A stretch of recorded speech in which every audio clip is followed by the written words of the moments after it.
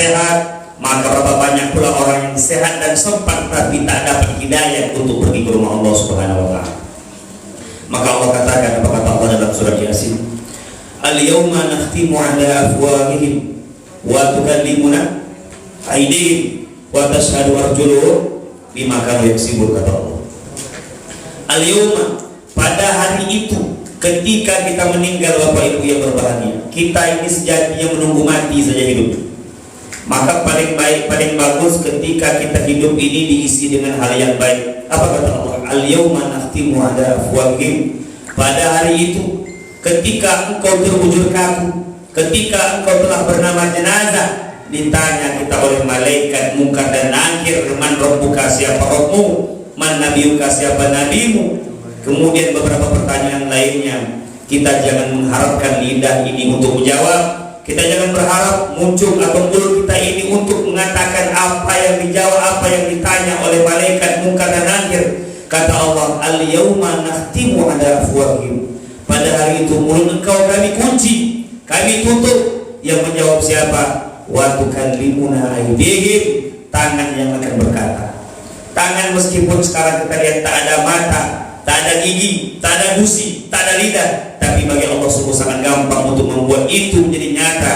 Innama amruhu idza arada syai'an ay yaqulu lahu kun fayakun. Tak susah bagi Allah. Allah hanya mengatakan kun fayakun. Semua yang tak mungkin menjadi mungkin, semua yang tak bisa menjadi bisa. Ketika Allah mengatakan kun fayakun, maka semuanya bisa terjadi. Maka ketika kita ditanya oleh malaikat Munkar Nakir, tangan akan berbicara di hadapan Allah. Bukan hanya tangan, wa tashhadu arjuluhum bima kanu yaksibun, kaki akan bersaksi di hadapan Allah apa yang kalian usahakan. Melangkah ke tempat yang baik atau tidak, pergi ke tempat yang baik atau tidak, rumahnya tempat yang baik atau tidak, kelompoknya terbaik atau tidak, waktunya terbaik atau tidak. Maka bagaimana mungkin kita akan mendapatkan semua yang baik kalau seandainya niatnya tak baik, tujuannya tak baik, kawannya tak baik, maka semuanya akan punah, semuanya akan sirna. Maka oleh karena itu kita bersyukur kepada Allah. Mudah-mudahan dengan konsistennya kita untuk pergi ke rumah Allah, tujuannya baik, tempatnya baik, niatnya baik, bersama orang-orang yang terbaik, maka ini akan menjadi ladang amal bagi kita. Maka kata Imam Al-Bushairi dalam sebuah kitabnya luar biasa, kata beliau, yang membuat kita ini tak sakit hati diantaranya ada beberapa hal yang dipopulerkan dengan oleh Opik pada tahun 2012. Apa kata beliau oleh Imam Al-Bushairi? Obat hati, kata beliau, ada 5 perkaranya. Yang pertama, baca Quran dan maknanya. Yang kedua, sholat malam dirikanlah. Yang ketiga, berkumpullah dengan orang soleh. Ternyata berkumpul dengan orang soleh obat hati. Tak perlu kita healing ke luar negeri, tak perlu kita untuk pergi ke Raja Ampat, Danau Toba, Singkara dan sebagainya. Kenapa? Setelah kita pergi ke sana pening. Kenapa? Berhadis. Ini menjadi masalah. Setelah pergi ke sana memang healing, ya healing pergi ke sana. Setelah itu gigi jari. Kenapa? Beras tak terbeli sama dia. Duit hadis. Maka oleh karena itu, dengan berkumpul dengan orang-orang terbaik, dengan orang-orang majelis taklim yang terbaik, maka sebetulnya ini adalah obat hati. Maka oleh karena itu, ketika kita sering pergi ke tempat yang baik, ini sebetulnya sudah menghibur untuk kita Bapak Ibu yang berbahagia. Maka oleh karena itu kita bersyukur kepada Allah. Mudah-mudahan kita insya Allah selalu istiqomah, selalu komitmen, dan selalu kita mendapatkan hidayah dari Allah untuk pergi ke tempat yang baik. Kemudian Perbengkelan Ridho Ilahi. Kami memberikan jasa pengelasan atau welding, pembubutan atau mesin produksi, cutting CNC pipa dan plat, roll plat dan pipa, mekanikal, elektrikal, desain, kalkulasi engineering, service AC. Kami juga melayani permasalahan teknik Anda lainnya. Hubungi kami di 0811 7542 709 atau 0812 759 4806. salawat dan salam teriring terucap tersampaikan kepada baginda besar Muhammad sallallahu alaihi wasallam. Allahumma shalli ala sayyidina Muhammad wa ala alihi sayyidina Muhammad. Bapak Ibu yang dimuliakan oleh Allah Subhanahu wa taala, mohon maaf kalau seandainya ada salah. Ini mungkin yang pertama kali, dan mungkin insya Allah kita akan bersua beberapa hari atau beberapa minggu ke depan insya Allah. Nah, kita akan membahas kitab kita ini, namanya kitab Subulus Salam. Kitab ini disyarah, nama kitab aslinya adalah kitab Bulughul Maram karangan Imam Ibnu Hajar Al-Asqalani. Imam Ibnu Hajar ini dulunya maaf cakap tak pandai, bahasa kitanya tak pandai, bahasa kerennya bodoh. Kenapa? Ketika ada orang sholat sholat, dia sholat ba'da asar. Apa kata orang? Kau kenapa pernah sholat ba'da asar? Sholat ba'da asar itu tak ada. Apa kata dia? Orang sholat aku kena marah. Orang aku tak sholat, aku sholat orang marah aku. Kemudian dia tak sholat sebelum subuh, yaitu sholat qobliyah atau sholat subuh. Kemudian dia tak sholat. Apa kata orang? Kau apa tak sholat? Ini sholatnya lebih baik daripada dunia dan seisinya. Melihat fenomena seperti itu, kemudian dia sering di hati dicibir karena bodohnya dia, maka dia termenung melihat batu ditetes oleh air.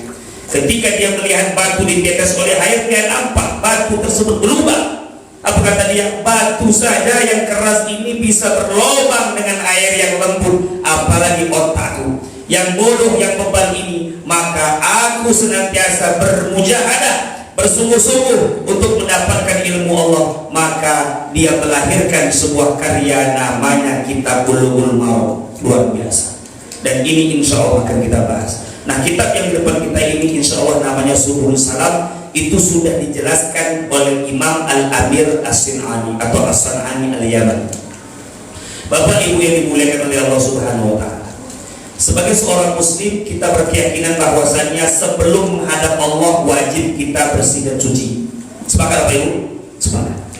Karena ketika menghadap bupati saja, camat saja, kita tak tanggung berdadanya, cantiknya kita, ya, bergaya kita, parfum kalau bisa setengah botol. Kenapa? Menghadap camat, menghadap bupati.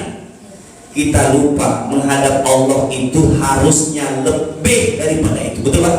Maka kata Allah, "Khudhu zinatakum inda kulli masjid." Pakailah perhiasan yang terbaik, kendaraan yang terbaik, baju kau yang terbaik ketika menghadap Allah.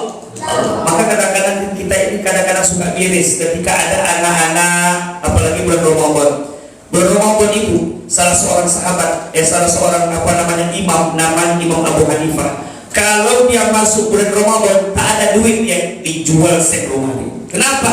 Ingin beli baju baru. Kenapa pula ingin beli baju baru ketika ingin masuk Ramadan? Kita terbalik. Kenapa saya katakan terbalik? Orang Arab di Mesir misalnya, atau misalnya di Saudi, itu masuk bulan Ramadan beli baju baru, ya kan? Kita ketika pas masuk Lebaran itulah beli baju baru, betul kan? Ketika pas tadi sholat tarawih, Allahu Akbar, baju kita ini banyak lubang-lubang. Anak-anak ketika pas dia sholat itu banyak polkadot hitam. Harusnya ketika pas sholat tarawih dan witir itu harusnya itu pakai baju yang terbaik karena 11 rakaat. Betul? Kalau seandainya sholat Idul Fitri cuma 2 rakaat, ketika itu kita pakai baju yang paling keren, baju yang paling bagus, tak salah, baik, betul. Tetapi kalau dibandingkan dengan keutamaannya, tentu sholat witir dan tarawih itu lebih banyak dan itu lebih selesa. Maka oleh karena itu kalau bisa ketika masuk Ramadan itulah kita pakai baju yang baik, baju yang nyaman. Maka kalau saatnya kita lihat Bapak Ibu, itu di negeri Arab itu masuk Ramadan, datang THR, baru mereka beli baju baru, nyaman, sedap dan sebagainya. Kita terbalik, ketika pas Ramadan itulah kita bergedai, betul Pak? Ketika pas Ramadan itulah kita jualan, betul tak? Akhirnya apa yang terjadi? Bulan Ramadan terutama di ujung masjid musola kosong, betul. Kenapa orang sibuk beli baju baru? Coba kalau seandainya THR itu turunnya sebelum Ramadan, pasti insya Allah bulan Ramadannya penuh di masjid. Kenapa orang tak mikir? Karena Ini kan orang-orang kan kadang-kadang juga mikirkan bagaimana mengecat rumah. Maka lihat ketika pas bulan Ramadan itu asibul ngecat rumah, ngecat. Akhirnya keringat, akhirnya haus. Padahal bulan Ramadan harusnya mengecat rumah tersebut masuk bulan Ramadan, bukan ketika bulan Ramadan. Maka oleh karena itu Bapak Ibu yang berbahagia dirahmati Allah Subhanahu wa taala, orang Islam ketika masuk ingin sholat, ingin menyembah Allah, wajib dia dalam keadaan bersih. Maka dalam hal ini kita akan membahas tentang masalah air. Meskipun ini kelihatannya simpel, kelihatannya mudah, kelihatannya tak ribet, tapi hakikatnya ketika kita tidak ada air, kita tak bisa berbuat apa-apa. Kita bisa tengok di Google, di Eropa, berapa banyak mereka yang operasi plastik gara-gara maaf cakap ketika istinja, ketika cebok dia tak memakai air, pakai tisu. Sehebat-hebatnya tisu, semahal-mahalnya tisu, kalau seandainya maaf cakap kita BAB atau BAK, kita pakai itu pasti tak bersih. Coba tak bersih.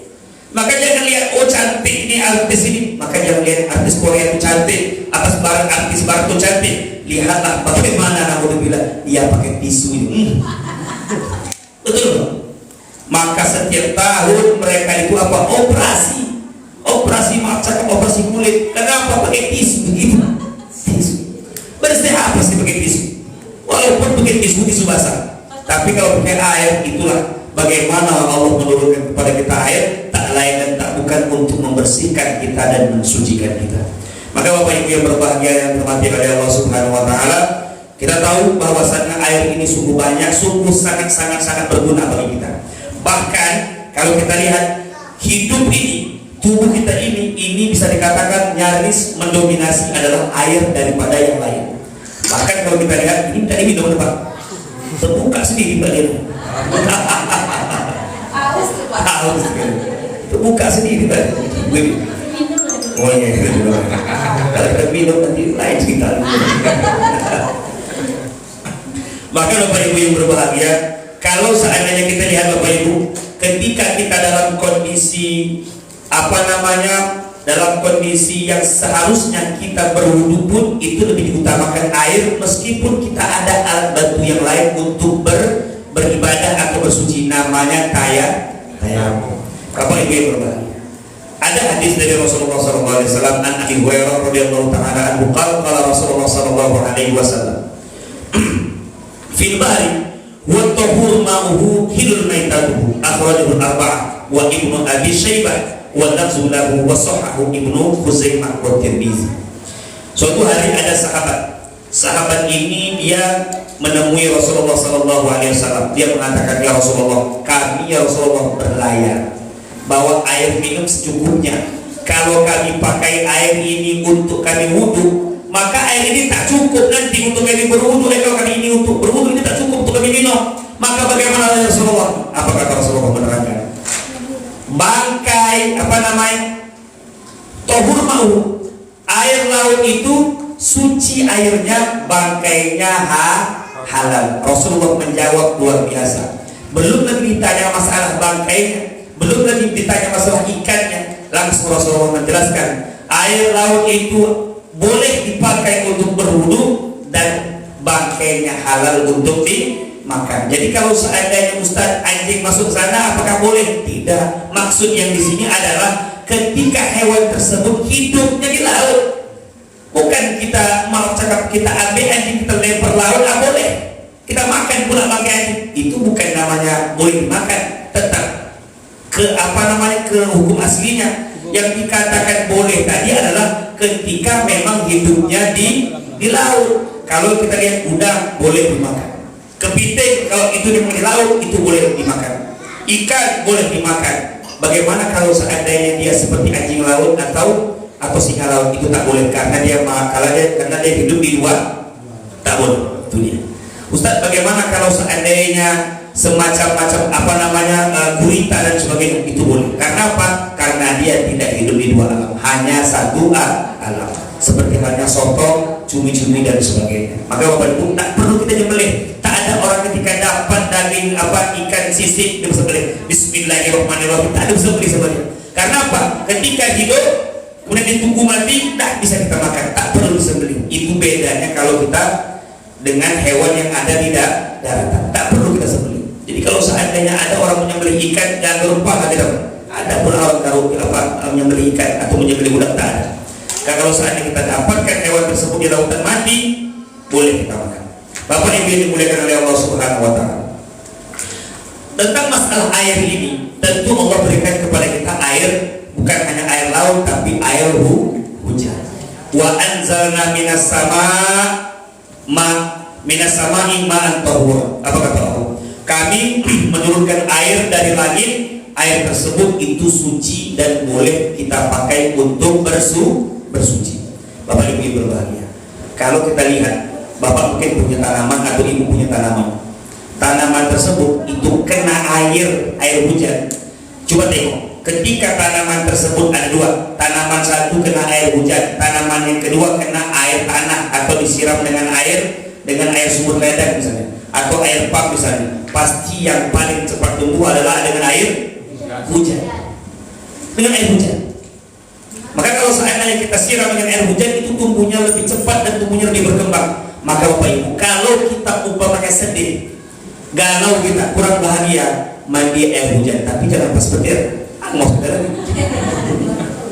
benar ya? Kalau seandainya aduh aku galau Ustaz, mandi air hujan, baik, bagus. Bahkan para peruqyah teman kami yang ada di Bekanis dan di dan di Pekanbaru itu merekomendasikan kalau seandainya maaf cakap ada kawan kita, kerabat kita, atau kita sendiri maaf cakap yang merasa bahwasannya kami ini kayaknya ada yang masuk jiwa kami Ustaz, kesurupan dan sebagainya Ustaz, maka kumpulkanlah air hujan tadi. Kemudian air hujan itu kalau bisa umpamanya nih, Ustaz, rumah kami ini kayaknya ada hal-hal yang negatif Ustaz, tak sedap kami masuk, panas kalau masuk Ustaz, padahal AC sudah di mana-mana tapi panas, berarti rumah tersebut mungkin ada yang menginap selain daripada kita. Maka oleh karena itu ambil air hujan, bacakan beberapa ayat kursi, beberapa kali ayat kursi, tambah lagi dengan beberapa surah Al-Baqarah, kemudian lap dengan lap yang bersih. Kenapa? Air hujan itu luar biasa fungsinya Bapak Ibu berbahagia. Kalau orang dulu mengatakan jangan mandi air hujan nanti sakit tulang, bukan itu masalahnya, payah nampungnya. Itu dia. Bukan masalah sakit tulangnya, nampungnya payah. Kami dulu waktu di Mesir itu ketika pas pergantian tahun itu kan hujan berebut orang Pak. Oh hujan. Kenapa? Dengan air hujan itu dia menambah kegembiraan, menambah kesemangatan, tapi jangan waktu petir. Keluar ya Allah Akbar, amas lagi. Maka air hujan itu luar biasa. Bapak Ibu yang dimuliakan oleh Allah Subhanahu wa Ta'ala. Kemudian terkait tentang masalah air wudu, Bapak Ibu yang berbahagia. Kalau kita lihat air wudu itu ya dikatakan oleh Rasulullah sallallahu alaihi wasallam, wa an Abi Sa'id Al-Khudri radhiyallahu ta'ala anhu qala Rasulullah sallallahu alaihi wasallam, innal ma'a tahurun la yunajjisuhu syai'un, akhrajahu thalatha. Apa kata Rasulullah sallallahu alaihi wasallam? Sesungguhnya air itu suci, tidak ada sesuatu yang dapat menjadikan dia najis. Air itu pada awalnya suci, pada awalnya. Kemudian masuklah, kalau seandainya Bapak Ibu punya bak di rumah dan bak tersebut itu 2 kulah sampai lebih, 2 kulah itu sekitar 270 liter. Kemudian air tersebut itu ada macam tai cicak, maka air tersebut tetap suci. Kenapa? Kalau seandainya Bapak Ibu umpamanya ragu, pastikan 3 hal. Apa itu 3 hal? Warnanya, rasanya, dan baunya. Karena apa? Sedikit najisnya. Tapi kalau seandainya masuk tikus mati, 1 RT masuk, maka otomatis warnanya berubah, rasanya berubah, aromanya berubah. Maka oleh karena itu kalau seandainya tadi airnya banyak, kemudian najisnya sedikit, tetap boleh kita manfaatkan dia untuk berwudu. Tetapi kalau seandainya airnya umpamanya imbang antara najis dengan airnya, maka jangan kita bawa untuk berwudu. Kenapa? Air tersebut menjadi najis. Bapak Ibu yang berbahagia dalam hati Allah Subhanahu wa Ta'ala. Kemudian bagaimana Ustaz ingin melihat air tersebut itu adalah airnya baik, itu airnya bagus. Bapak Ibu ingin mengukur kalau seandainya Imam Syafi'i itu dia sekitar 270 sampai 500 liter. Kalau Imam Abu Hanifah dia pakai gerakan tangan manusia. Gini kaki air itu bergerak dia sampai ke ujung. Kalau seandainya sampai ke ujung air tersebut sampai, berarti air tersebut itu dikatakan sedikit. Tapi kalau seandainya diginikan tapi tidak sampai, itu air tersebut dikatakan banyak. Nah, Bapak Ibu yang berbahagia, wudhu itu paling baik, paling bagus itu pakai keran. Kalau seandainya kita tak punya keran di rumah, mohon nanti bilang sama suami untuk buat keran. Kenapa? Kalau seandainya kita pakai gayung, Bapak Ibu yang berbahagia, itu potensi kena. Perbengkelan Ridho Ilahi. Kami memberikan jasa pengelasan atau welding, pembubutan atau mesin produksi, cutting CNC pipa dan plat, roll plat dan pipa, mekanikal, elektrikal, desain, kalkulasi engineering, service AC. Kami juga melayani permasalahan teknik Anda lainnya. Hubungi kami di 0811 7542 709 atau 0812 759 4806. Najisnya besar. Oke lah, ibu umpamanya berusaha bagaimana gayung tadi tak kena najis. Anak dia letak gayung dekat dia, bela. Ketika pas dia pipis, Allahu Akbar, menyebar seluruh dunia. Itu dia kena apa tadi, gayung tadi. Kemudian gayung tadi masuk ke dalam bak. Ketika gayung tadi masuk ke dalam bak, najis tadi bercampur, berbaur di sana. Itulah yang kita butuhkan. Allahu Akbar. Maka paling baik, paling bagus kita menggunakan keran. Kemudian kalau seandainya memungkinkan, keran tersebut agak terpisah dari yang namanya WC kalau memungkinkan. Tapi kalau tak memungkinkan, kan sekarang ini kan rata-rata WC kita ini kan gaya-gaya Amerika. Ya, kenapa? Kalau dulu itu orang beda antara kamar mandi dengan WC, beda. Kalau sekarang WC itu kamar mandi. Kalau dulu Pak, ingat Pak, Upin-Ipin tahu kan? Rumah tuh dalam. Ketika dia ingin masak ke BAB, mana WC? Buka pintu, Allah Akbar, gelapnya. Orang-orang dulu kan gitu kan?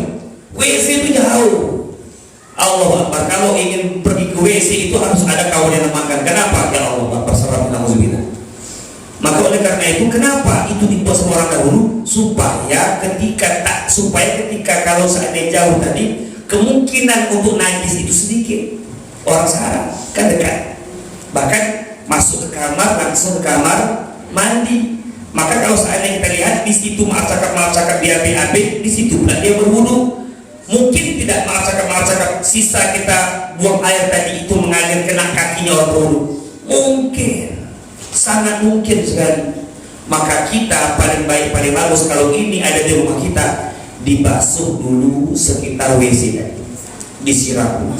Setelah disiram, barulah kita berwudu tadi. Supaya apa? Supaya kita dapat sucinya.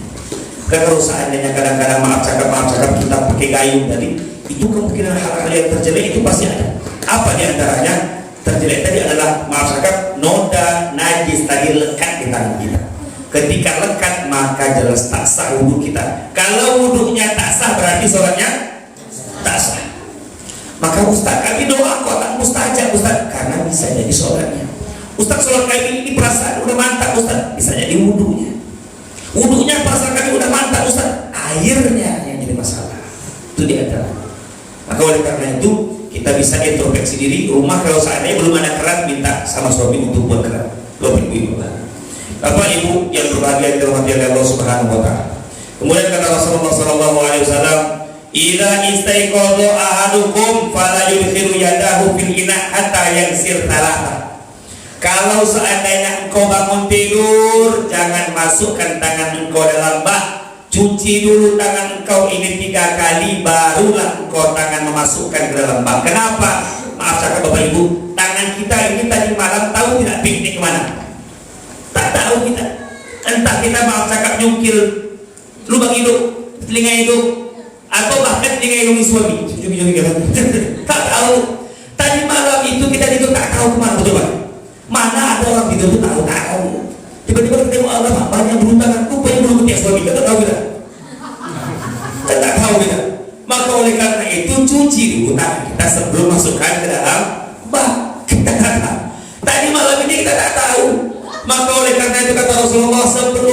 engkau wudhu cuci rebutan. Sebelum sholat, sebelum tidur kita diminta untuk berwudhu. Setelah tidur sebelum berwudhu kita diminta untuk tidur kita diminta untuk berwudhu. Setelah tidur sebelum berwudhu kita diminta untuk cuci tangan. Sebelum tidur kita diminta untuk berwudhu. Setelah tidur sebelum berwudhu kita diminta untuk cuci tangan. Dan makanya banyak ketika di bulan Ramadan tersebut pakai tawas, kadang-kadang pakai kapolri. Untuk apa? Untuk maka efeknya apa? Kami kemarin satu keluarga, anak saya terutama itu kena diare luar biasa. Karena apa? Berenangnya lama sekali dan minum air itu namanya. Saya tersalahkan, memang itulah yang namanya rahasia dari kolam renang. Tapi anak kita tadi kadang-kadang tidak bisa membendung emosi dia, sehingga ketika pas mandi luar biasa. Maka oleh karena itu tak boleh kita. Kalau seandainya orang-orang dulu Pak, insya Allah kalau kita lihat itu pun kalau dia punya penyakit itu tak seperti sekarang. Kenapa? Ketika mandi langsung di sungai. Kenapa? Airnya mengalir, sehat. Orang sekarang ini putih, banyak skincare, tapi kurapan di sininya. Allahu Akbar. Putih, mukanya putih, tangan hitam, hitam. Allahu Akbar.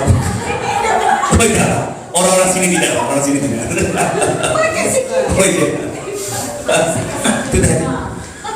Dia antaranya namun bilang sama nama begitu. Maka oleh karena itu kita dilarang untuk masakan pipis atau buang air tadi di air yang tenang. Tak diperbolehkan, tak boleh. Karena apa? Resikonya tinggi, resikonya besar. Bapak Ibu ini dimuliakan oleh Allah Subhanahu Wa Taala. Kata Rasulullah Sallallahu Alaihi Wasallam berikutnya apa kata Rasulullah? Ya, dalam hadis berbeda kata Rasulullah Sallallahu Alaihi Wasallam, In idza walagal kalbu fi ina'i ahadikum, apabila ada anjing yang menjilati pada bejana salah satu kalian, maka Rasulullah untuk membuang. Padahal kita tahu air itu umpamanya banyak, air banyak, bagus, mantap, tetapi dijilat oleh anjing, maka buang meskipun kita sayang. Kenapa? Karena anjing tersebut hukumnya najis besar. Kalau Ustaz kucing yang minum Ustaz tak masalah. Justru kalau bapak pun minum tak masalah. Kenapa? Karena kita tak najis. Ayam tak masalah, kambing tak masalah. Jangan anjing, maaf cakap, dan babi. Kenapa? Karena ini adalah termasuk najis besar. Diminum sedikit, umpamanya nih, ibu ketika pas masuk ke dapur nampak anjing, tapi anjing itu tak nampak dia lagi minum, tapi di sana air bak atau air dalam ember itu seolah-olah tak diminum sama anjing, tapi ada anjing di sana. Maka kita wajib waspada, bisa jadi anjing minum air dari bak tersebut atau dari ember tersebut, wajib dibuang saja. Kenapa? Karena ini hukumnya najis besar, wajib untuk dibuang. Dan ini naudzubillah, kita berharap mudah-mudahan ini tidak kena, karena penyakit luar biasa. Setiap yang Allah berikan perintah kepada kita, setiap larangan yang Allah larang kepada kita, pasti ada yang namanya hikmah dan pelajaran. Maka naudzubillah, tak usah kita kadang-kadang sayang air rusak, banyak air rusak, bukan masalah sayang, yang ini hadas ini najis besar. Najis wajib dibuang. Itu dia. Bapak Ibu yang berbahagia dan dirahmati oleh Allah Subhanahu Wa Taala, kata Rasulullah Sallallahu Alaihi Wasallam ini. Wa an Abi Umamah Al-Bahili radhiyallahu ta'ala anhu qala qala Rasulullah sallallahu alaihi wasallam, innal ma'a la yunajjisuhu syai' illa ma balagha an rihihi wa ta'mihi wa lawnihi. Air itu pada hakikatnya, sejatinya dia tak najis, kecuali yang saya katakan tadi, tiga yang berubah. Aromanya berubah, warnanya berubah, dan rasanya berubah. Kalau seandainya dia berubah, maka bisa jadi dia menjadi air yang najis. Kecuali kalau kita lihat ada air yang tohir mutohir, ada air mustakmal, tapi ada juga air tohir wal mutohir. Contoh nih, air ini suci atau tidak? Suci, tapi tak bisa mensucikan karena dia untuk minum. Bismillah. Alhamdulillah. Dia suci, tapi tak bisa mensucikan. Sedap, mantap. Kan contoh. Sementara air ini macam mana air? Air ini boleh kita suci Ustaz? Boleh. Tetapi maaf cakap, kalau seandainya ada air itu dipanaskan, namanya air musammas, maka hindari untuk diwudukan ke muka. Kenapa? Takut nanti kena penyakit. Banyak orang mengatakan penyakit kolera dan sebagainya. Kalau air itu sudah dipanaskan, itu tak baik untuk kulit. Maka oleh karena itu, kalaupun seandainya air tersebut sudah dipanaskan kita berwudu, hukumnya makruh. Kalau seandainya air tersebut belum dipanaskan, tak apa-apa kita untuk berwudu. Beda ya. Baik air ini bisa dipanaskan, baik dia untuk lambung, tapi tak baik untuk muka. Kalau seandainya air tersebut belum dipanaskan, baik dia untuk muka, tapi tak baik untuk lambung. Maka oleh karena itu ada air yang namanya tohir. Bagus dia untuk berwudu, bagus dia untuk mandi wajib, tetapi ada yang tak bagus untuk perut dia. Ada pula air yang bagus untuk perut tapi tak bagus untuk muka dan sebagainya. Apalagi yang namanya air mutanajis. Air mutanajis ini tak bagus dia untuk diminum, tak bagus pula dia untuk diwudukan kepada kita. Ada pula namanya air mustakmal, air yang telah dipakai. Kalau air mustakmal ini umpama itu saya berwudu, air saya ini itu wudu bekas saya ini itu netes ke bawah. Ternyata dapat seember atau setengah ember. Nah, air ini hukumnya makruh dipakai. Kenapa? Kalau seandainya tidak ada air lagi, umpamanya ini mati, umpamanya mesin, tak ada air lagi, maka air ini bisa untuk dipakai. Tapi kalau seandainya ada air lain yang boleh untuk dipakai, itu ya. Namun kalau kita lihat beberapa ulama, kadang-kadang itu untuk hal yang ruqyah. Kalau seandainya ibu umpamanya ada anak, maaf sekali ibu ya, ada anak kita yang nangis sepanjang hari, dibawa ketika pas maghrib akhirnya nangis, maka teman kami pernah menganjurkan apa coba, wudu kau, hasil wudu itu ditampung, siramkan, mandikan ke anak tadi. Itu dia, paling baik, paling bagus. Kenapa? Air wudu itu ternyata memiliki khasiat yang luar biasa, dan itu memiliki nur cahaya di sisi Allah Subhanahu wa Ta'ala. Bapak Ibu yang berbahagia dirahmati oleh Allah Subhanahu wa Ta'ala. Kemudian kata Rasulullah, al-ma'u tahurun illa iyataghayyar rihu. Air itu suci kecuali dia telah berubah rih. Rih itu baunya, tokmu, rasanya, launuhu, dan warnanya. Dan kalau seandainya ini sudah berubah, tak boleh dipakai. Kemudian kata Rasulullah sallallahu alaihi wasallam, wa an Abdullah bin Umar radhiyallahu ta'ala anhuma qala Rasulullah sallallahu alaihi wasallam, idza kana al-ma' kullataini lam yahmilu khabath wa fi lafzin lam yanjus akhrajahu al-arba'ah wa sahahu Ibnu Huzaimah. Apa kata Rasulullah sallallahu alaihi wasallam? Jika air itu ada dua kullah, maka dia tak mengandung najis, atau bahkan lebih. Ibu, kalau saat kita lihat air danau, masuklah umpamanya maaf pakai babi di sana, boleh tidak kita berwudu dengan air danau itu? Boleh, karena besar, luas, air danau, laut luas, masuklah umpamanya satu RT orang meninggal, boleh tidak kita gunakan air tersebut untuk wudu? Boleh, tapi airnya seember, masuk pula cicak satu keluarga, tak boleh kita pakai. Kenapa? Airnya sudah berubah tadi tiga, warnanya, rasanya, dan baunya, tak boleh kita pakai. Ustaz, macam mana Ustaz kalau seandainya air sabun? Sabun, anak kami mandi Ustaz, sabunnya di dalam. Ketika pas kami rasakan alamak airnya bau sabun, maka boleh tidak kami mandi dengan menggunakan air sabun? Itu dia. Air sabun ini termasuk kalau dalam kitab Bidayah Mujtahid wa Nihayah Muqtasid itu sama pada zaman Rasulullah itu air yang berwarna seperti air kalau ada bahan bahan masak namanya air kunyit. Itu dia. Kalau warna kuning itu, warnanya kuning, kemudian rasanya agak pahit-pahit. Dalam hal ini kata Imam Syafi'i tak boleh kita gunakan untuk berwudu. Tapi kalau tak ada air lain baru boleh. Tak sampai ke haram. Kalau kita ingin menggunakan air ini boleh, tetapi kalau seandainya ada air yang lain itu lebih diutamakan air yang lain, karena dia tak mengandung unsur najis, dia bahannya halal.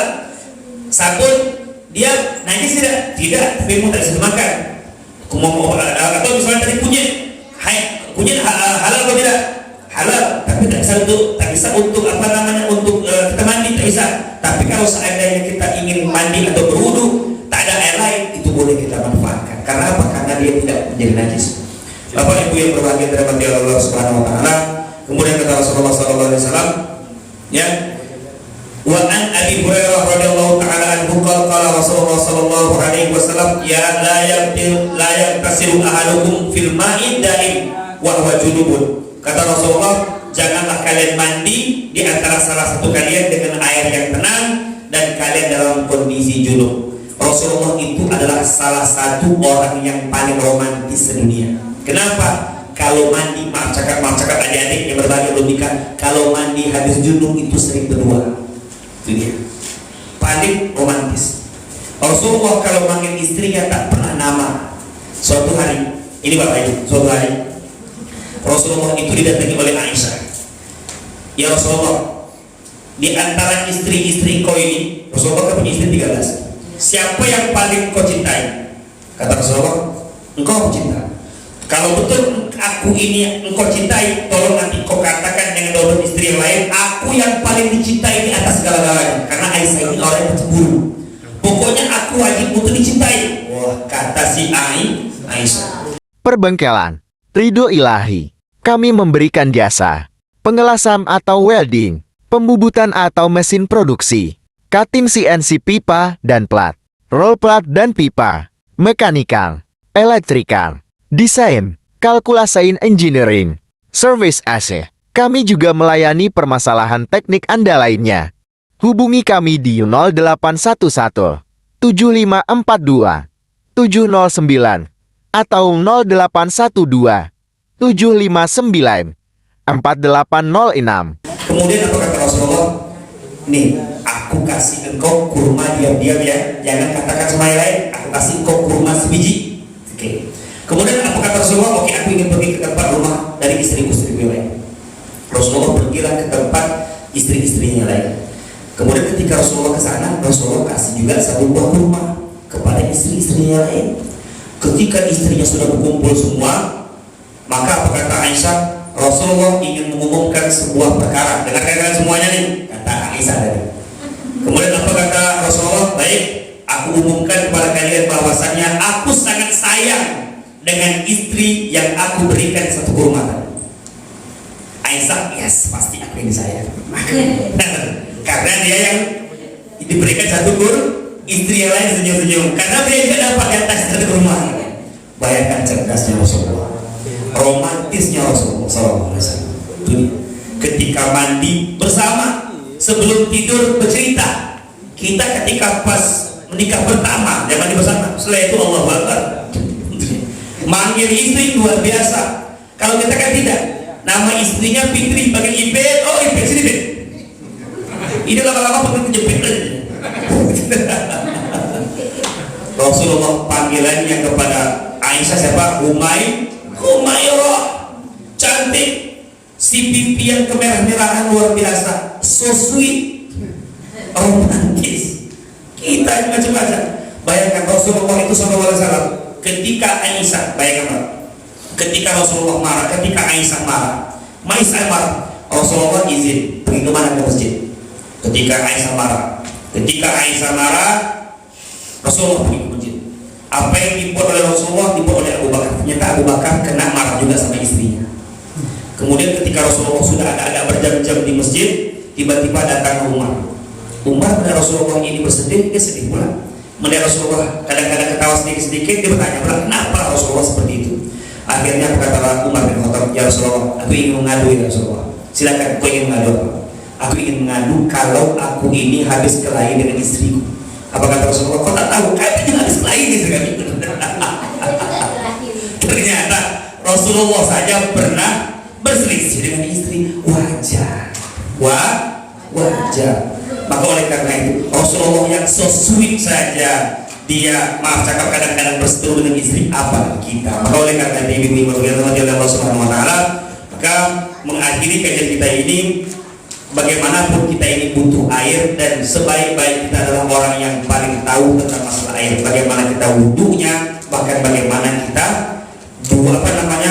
mandi, junub dan sebagainya. Karena bagaimanapun itu dibutuhkan ketika kita mengelola air atau memanfaatkan air tersebut. Mungkin hanya ini yang dapat kami sampaikan pada pertemuan kali ini. Ini dari waktu ya. Udah azan Pak? Udah azan. Ada pertanyaan Ibu silakan. Ustaz, Silakan Bu. kalau kain kita kena najis berat, bagaimana cara membersihkan? Kalau kain kita kena najis berat seperti kena marcakap pada bilang anjing. Iya. Oke. Macam mana cara membersihkannya Ustaz? Kalau kulit saja wajib disamak dengan 7 tanah 1 air, maka begitu juga dengan kain kita disamak, dibersihkan dengan tanah. Semuanya gitu, kadang kita kan tahu. Hah? Masalahnya pernah kejadian sama saya, Pak Ustaz. Hmm. Waktu pergi ke masjid, jadi ada anjing dibinikannya kain. Kita nggak tahu yang mana kena. Semuanya begitu sama. Semuanya. Wah, semuanya kita rendam dengan tanah tadi, kemudian ambillah seember sama tanah, udah ibu masukkan tanah, kemudian ibu buang tanah air tadi, masukkan lagi tanah, kemudian digosok-gosok lagi, buang lagi sampai 7 kali, ya, masukkan lagi tanah, bersihkan lagi, kemudian lagi buang lagi tanah dan air tadi sampai 7 kali, baru berikutnya dengan sabun. Kenapa? Menghilangkan najis berat. Ini najis berat, dan ini tidak bisa dihilangkan dengan sabun sehebat apapun, wajib dengan tanah. Tapi tanahnya tanah yang baik lah, tanah kuning itu, jangan pula tanah coba-coba itu, tanah dekat tinggi aja kan, tanah yang bagus, agak berkuning ternyata. Jangan pula tanah yang segini, baju segini, habis, yang kira-kira segenggam kan, enggak, atau kira sepantasnya lah tanah itu kita masukkan ke dalam tempat atau baju kita tadi, ibu ya. Dengan seperti itu kita berharap mudah-mudahan tak bernajis dan kita insya Allah bisa sholat dalam keadaan nyaman dan diterima oleh Allah SWT.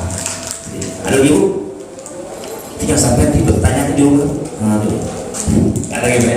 Saya kira saja dapat kami sampaikan, mudah-mudahan ada hikmah pelajaran yang dapat kita ambil.